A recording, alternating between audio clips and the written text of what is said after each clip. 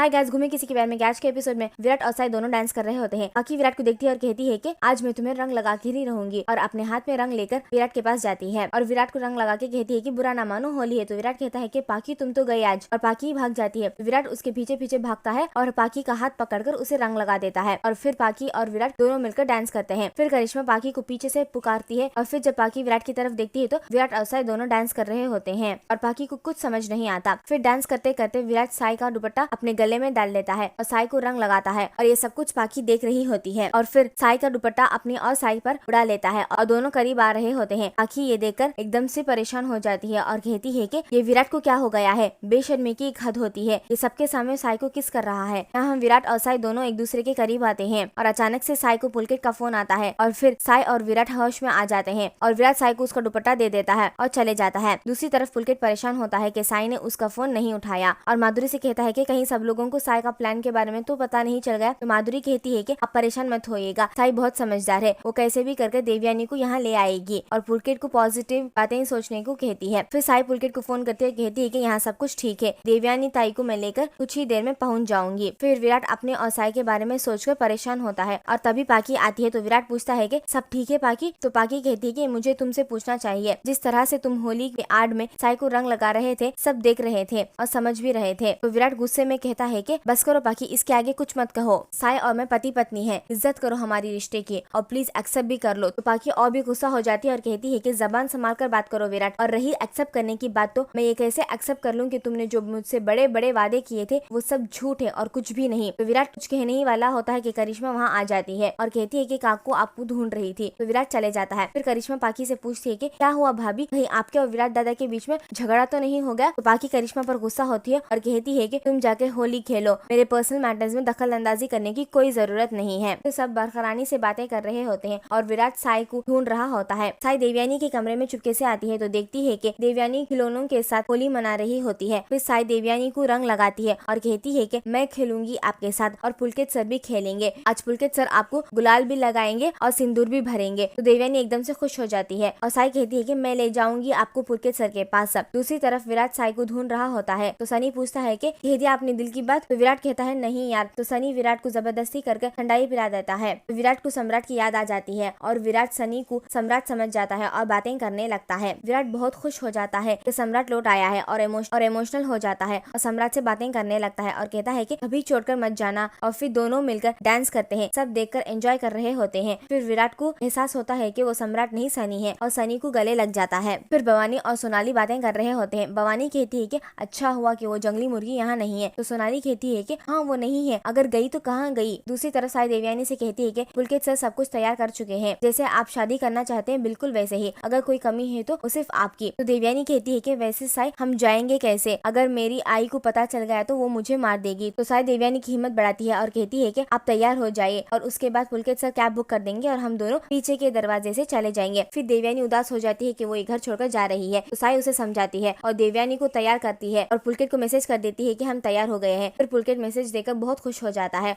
और cab book कर देता है। फिर साई देवयानी को उसका वेडिंग गिफ्ट देती है। तो देवयानी कहती है कि वेडिंग गिफ्ट तो शादी के बाद दिया जाता है। साई सोचती है कि पता नहीं आपकी शादी में क्या क्या मुसीबत आने वाली है, इसीलिए मैं आपको पहले ही दे रही हूँ। फिर साई और देवयानी अपना सामान लेकर चुपके से निकल जाते हैं। साई आगे आगे जा रही होती है और देवयानी पीछे पीछे आ रही होती है, और अचानक से भवानी घर के अंदर आ जाती है और पीछे से साई को बुलाती है। तो साई एकदम से डर जाती है। क्या साई पकड़ी जाएगी, क्या फिर से देवयानी की शादी रुक जाएगी, या साई चुपके से निकलकर देवयानी की शादी कर देगी। कमेंट करना मत भूलेगा। For further update subscribe our channel.